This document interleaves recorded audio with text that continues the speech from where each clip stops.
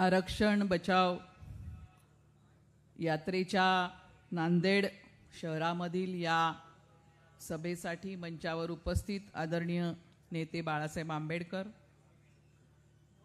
मंचावर उपस्थित माझे सर्व सहकारी, वंचित बहुजन आघाडीचे सर्व राज्याचे, जिल्ह्याचे, शहराचे पदाधिकारी, महिला आघाडीच्या सर्व पदाधिकारी आणि समोर उपस्थित नांदेडमधील नागरिक बंधू भगिनींनो,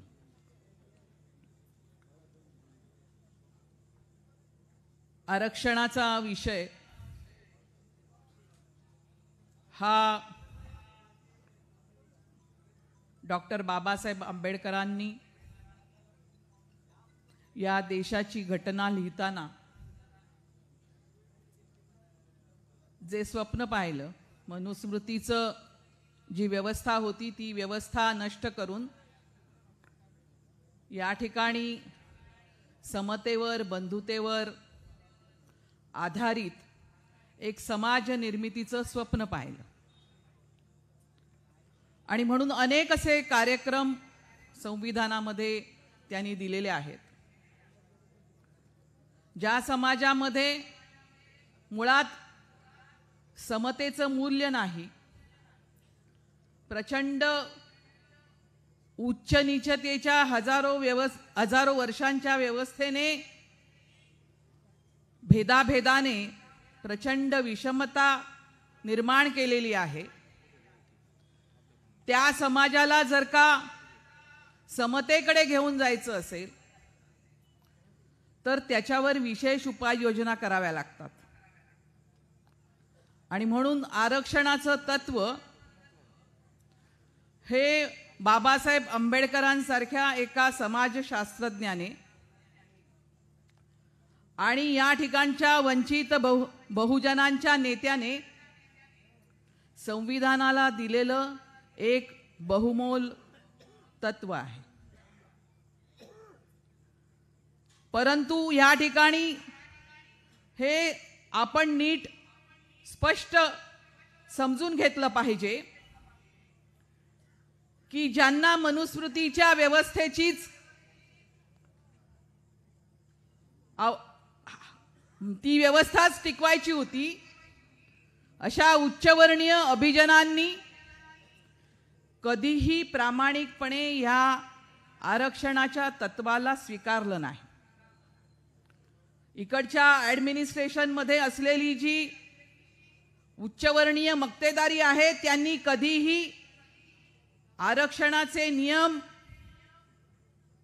हे काटेकोरपणाने, प्रामाणिकपणाने पाळले नाहीत. आणि आरक्षणाच्या बाबतीमध्ये या ठिकाणच्या अभिजनांनी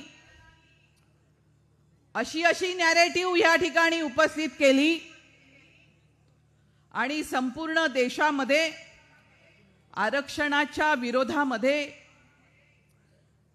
एक प्रकारचं वातावरण निर्माण केलं गेलं. हा गेल्या 75 वर्षाचा इतिहास आहे. आता मनोज जरांगे पाटील ज्यावेळेस गरीब मराठ्यांसाठी हे आरक्षण मागत आहेत त्यावेळेस त्यांना हे आरक्षणाचं तत्व जे डॉक्टर बाबासाहेब आंबेडकरांना अभिप्रेत आहे हे मान्य आहे का? कारण बाबासाहेबांनी ह्या आरक्षणाच्या म्हणजे मागासवर्गीयांच्या आरक्षणाच्यासाठी आयोग नेमण्याची जी सूचना ह्याच्यामध्ये दिलेली आहे, घटनेमध्ये दिलेली आहे, त्याच्यावरती नेहरू सरकार अंमलबजावणी करत नव्हतं म्हणून बाबासाहेब आंबेडकरांनी राजीनामा दिला. इथे अजून एक थोडंसं स्पष्ट करायला मागते आपल्या सर्वांसाठी की या ठिकाणी ज्या शेड्यूल ट्राईब होत्या, म्हणजे ज्या आदिवासी जाती होत्या त्यांचं एक शेड्यूल होतं, ज्या अस्पृश्य जाती होत्या त्यांचं एक शेड्यूल होतं, परंतु ज्या मधल्या जाती आहेत, ज्यांना मनुस्मृतीने शूद्र मानलेलं आहे, ज्यांना शैक्षणिक म्हणजे विद्या नाकारलेली आहे, सामाजिक प्रतिष्ठा नाकारलेली आहे. त्यांनी बौद्धिक कामं करायची नाहीयेत, त्यांनी शारीरिक कष्टावरतीच उपजीविका करायची आहे असं म्हटलेलं आहे. या सर्व जाती देखील खूप मागासलेल्या राहिलेल्या आहेत, पीडित राहिलेल्या आहेत, शोषित राहिलेल्या आहेत. आणि म्हणून ह्यांच्यासाठी आपण या संविधानाच्या माध्यमामधून कार्यक्रम दिला पाहिजे, हे बाबासाहेबांचं आकलन होतं. परंतु या सर्व जातींचं अभ्यास नव्हता, नोंद नव्हती. आणि म्हणून एक आयोग नेमला पाहिजे जो सर्व हा अभ्यास करेल, या जातींची लिस्ट करेल आणि त्यांना कोणत्या प्रकारच्या सवलती दिल्या पाहिजेत याची सूचना देखील करेल, हा कार्यक्रम देखील सुचवेल.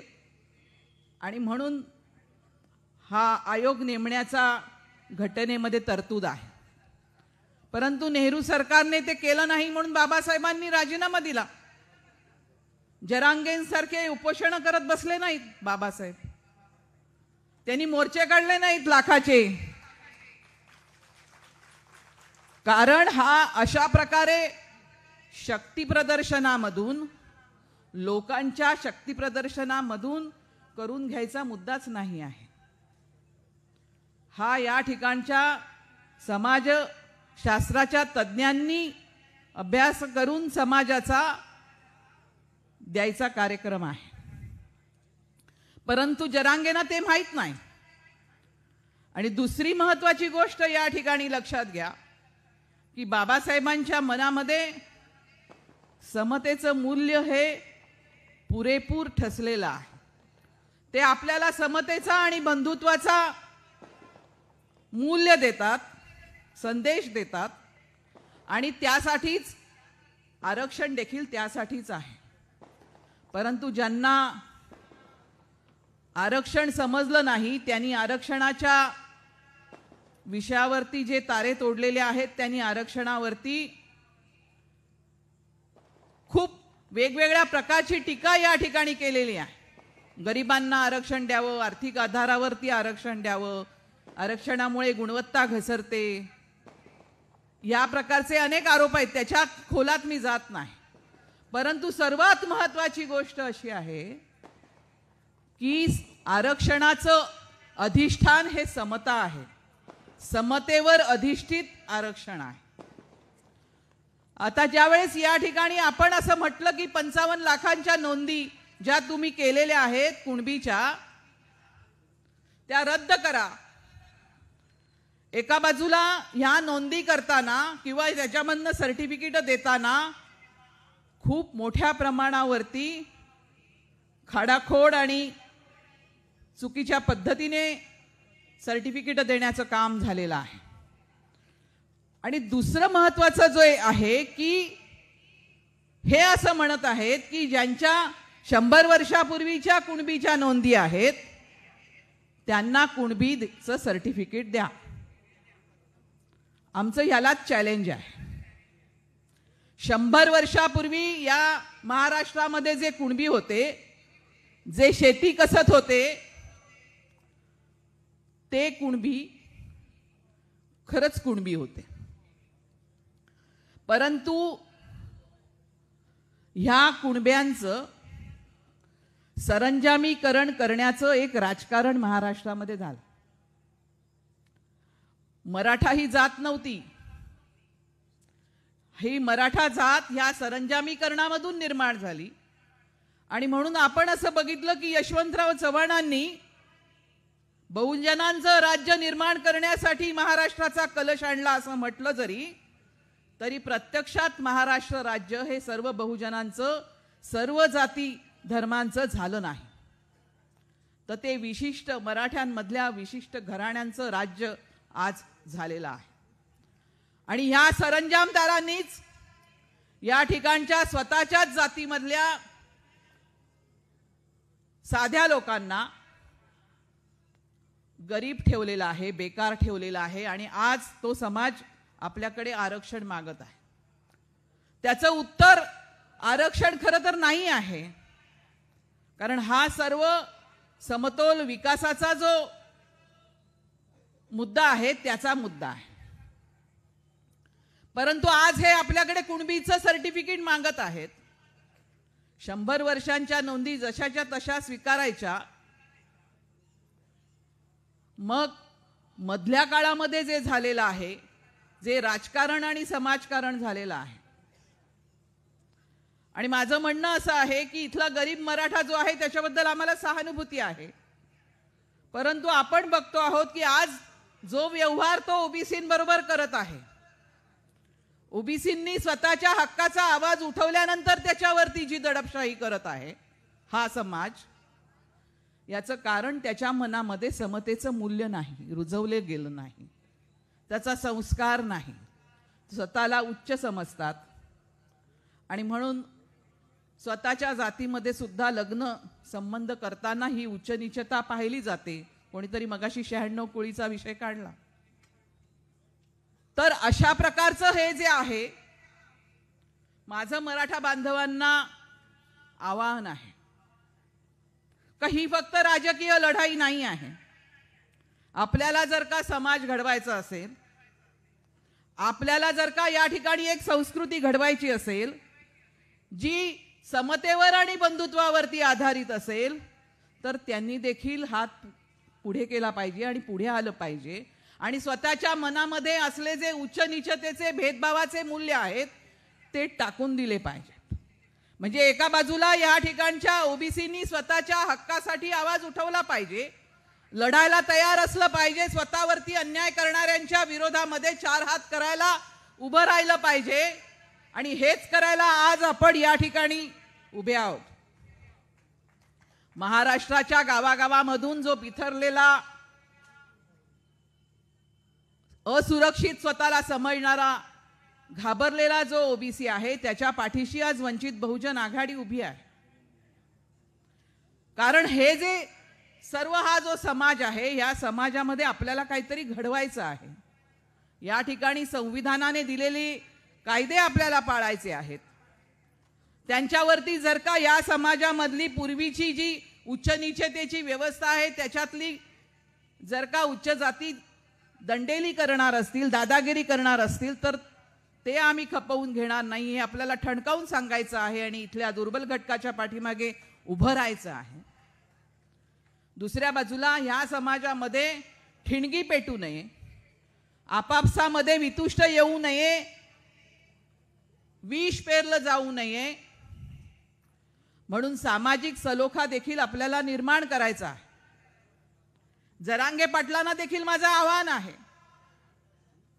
की तुम्ही आज एक सोयीचा विषय म्हणून आरक्षण हा उपाय शोधून काढला, परंतु तो खरं तर नाही आहे हे उपाय. कारण 2 वेळा जे सुप्रीम कोर्टाने नाकारलेलं आहे त्याचं कारण या समाजाकडे त्यांच्या संख्येपेक्षा जास्त सत्ता आहे. ती सर्व समाजामध्ये सारखी वाटली गेलेली नसली तरी या समाजामधला जो वरचा स्तर आहे त्याच्याकडे ती सत्ता आहे. आणि यांनी इकडचा जो ओबीसी आहे याच्याबरोबर गेल्या 75 वर्षामध्ये राजकारणात, समाजकारणामध्ये जो व्यवहार केलेला आहे तो उच्च नीचतेचा आणि भेदभावाचा आहे. आपल्याला हे सर्व बदलायचं आहे. आणि म्हणून आपण महाराष्ट्राच्या राजकारणामध्ये वंचित बहुजनांच्या हातामध्ये सत्ता देण्याची भूमिका घेऊन हे जे हा जो भेदभाव राजकारणामध्ये झालेला आहे तो दूर करण्याचा प्रयत्न करण्याची लढाई देखील आपण खेळत आहोत. आज ज्या वेळेस आपण मराठा बांधवांना पाठिंबा देत होतो त्यावेळेस सह्याद्री वसतिगृह, सह्याद्री गेस्ट हाऊस मध्ये जी मीटिंग झाली होती त्याच्यामध्ये बाळासाहेब आंबेडकरांनी पाठवलं होतं वंचित बहुजन आघाडीची प्रतिनिधी म्हणून. आणि त्यावेळेस महाराष्ट्राच्या सरकारला आपण विनंती देखील केली होती की मनोज जरांगे पाटलांची प्रकृती अत्यवस्थ आहे, त्यांना तुम्ही वाचवलं पाहिजे. अशी एक सामाजिक सौहार्दाची भूमिका आपण निभावलेली आहे. परंतु नंतर आपण एक म्हणत होतो की ताट वेगळं ठेवलं पाहिजे, कोटा स्वतंत्र असला पाहिजे, ओबीसीला आधीच त्यांचा जे काही संख्या आहे त्याच्या प्रमाणामध्ये दिलेलं नाही, 52% समूहाला 27% म्हणजे निम्मच दिलेलं आहे, अर्धी भाकर आहे, त्याच्यामध्ये यांना घुसवता येणार नाही. आणि दुसरं ते त्याच्या निकषामध्ये, सामाजिक मागासलेपणाच्या निकषामध्ये, शैक्षणिक मागासलेपणाच्या निकषामध्ये देखील बसत नाहीत. त्यामुळे त्यांना त्याच्यामध्ये आपल्याला बसवता येणार नाही हे आपण सांगत होतो. परंतु आपल्या नाकाखालून सर्टिफिकेट वाटण्याचं काम झालेलं आहे. एका कार्यकर्त्याने मला प्रश्न विचारला की ताई आपली भूमिका एकदम मराठ्यांच्या विरोधात कशी गेली, आम्हाला मराठे गावातले विचारतात. आपली भूमिका अजिबात मराठ्यांच्या विरोधामध्ये गेलेली नाही. आजही तीच भूमिका आपली आहे. परंतु तुम्हाला जर द्यायचं असेल तर ते कायदा पाळून दिलं जाईल. ओबीसींचा वाटा तुम्हाला हिसकावू दिला जाणार नाही, ही आपली ठाम भूमिका आहे आणि म्हणून आपण हे बोलतो आहोत. पण हे बोलत असताना त्या कार्यकर्त्यांनी मला असंही सांगितलं की ताई मी अशी पण सर्टिफिकेट बघितली की ज्याच्यावरती ज्या व्यक्तीचं सर्टिफिकेट आहे त्यानेच खाडाखोड करून दुसरं काहीतरी लिहिलेलं आहे. ह्या पद्धतीने सर्टिफिकेट वाटण्याचं जर का काम झालं असेल तर तो तर खूप मोठा हाहाकार आहे. हे काही ऍडमिनिस्ट्रेशन नव्हे. त्यामुळे याच्यामध्ये खूप सारे गंभीर प्रश्न आहेत. या गंभीर प्रश्नामध्ये अतिशय गंभीर भूमिका घेऊन आज वंचित बहुजन आघाडी महाराष्ट्राच्या राजकारणामध्ये उभी आहे. आणि म्हणून तुम्हाला सर्वांना आव्हान आहे की ही लढाई जी आपली आजपर्यंत अपुरी राहिलेली लढाई आहे, उत्तरेमध्ये ज्यावेळेस उत्तर प्रदेश आणि बिहारमध्ये मी ओबीसींचं राज्य येताना, ओबीसींचे मुख्यमंत्री होताना बघते, तेव्हा नेहमीच हे वाटत आलेलं आहे गेल्या 75 वर्षात की महाराष्ट्रामधली ओबीसी चळवळ कधी मोठी होईल, कधी संघटित होईल आणि कधी त्या अर्थाने संघर्षासाठी तयार होईल. मला असं वाटतं की आज त्या टप्प्यावरती आपण पोचलेलो आहोत. आणि म्हणून ही जी संधी आहे याच्यामधून आपण जे बाबासाहेबांचं स्वप्न आहे ते स्वप्न साकार करण्यासाठी, या ठिकाणी खऱ्या अर्थाने वंचित शोषितांचं आणि इथल्या फुलेंच्या भाषेत बोलायचं झालं तर शूद्रातिशूद्रांचं राज्य आणण्यासाठी आपण कटिबद्ध आहोत. आणि म्हणून आज ज्या टप्प्यावर आपण आहोत त्या टप्प्यावरती आज आपण एक कार्यक्रम जो आखलेला आहे 7 ऑगस्टचा, त्या कार्यक्रमासाठी तो फक्त कार्यक्रम नाही तर आपल्याला जे करायचं आहे, जे अपुरं राहिलेलं स्वप्न आहे बाबासाहेबांचं, ते पूर्ण करण्यासाठी असलेली ही एक संधी आहे. आणि ते पुढे घेऊन जाण्यासाठी तुम्ही सर्वांनी त्या ठिकाणी त्या शक्ती प्रदर्शन जे आपलं आहे त्याच्यामध्ये सामील झालं पाहिजे, असं आवाहन मी या ठिकाणी करते आणि मी आपली रजा घेते.